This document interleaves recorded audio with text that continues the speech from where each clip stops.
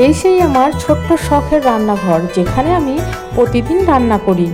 Hello guys, আসসালামু আলাইকুম। কি খবর সবার? আমার খবরটা ভালোই। তোমাদের খবরটা কমেন্টে কমেন্ট করে অবশ্যই জানিও। আমার মতো কে কে আছো যে প্রতিটা দিনে 3বার করে কিচেন পরিষ্কার করো? আমি জানি আমার মতো অনেকেই আছো। এটা আমার প্রতিদিনের ডিউটি। সকালবেলা রান্না করে একবার পরিষ্কার করতে হয়, ফের রাতের রান্নার জন্য জোগাড়জাতি করে রেখে দিয়ে ফের রাতে রান্না করতে হয়।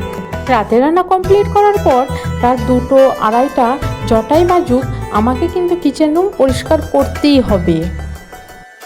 বলতে পারো এটা আমার একটা পুরনো স্বভাব। কেন জানি না, ঘর বাড়ি অগোছালো হয়ে থাকলে আমার তো কিছু ভালোই লাগে না, তার ওপর যদি হয় কিচেন রুম। দিনের বেলা তো সেম ডিউটি, যত লেটই হোক না কেন, দুপুর 1টা 1:30 2টো 2:30টা, বলতে পারো 3টে, কারণ আমার একটা জান বাচ্চা আছে, তাকেও তো আমাকে টাইম দিতে হয়। আমি পরিষ্কার পরিচ্ছন্ন করে রেখে আমার জান বাচ্চাকে গোসল করিয়ে খাইয়ে ঘুম পাড়িয়ে দিয়ে তারপরে আমি গোসল করতে যাই।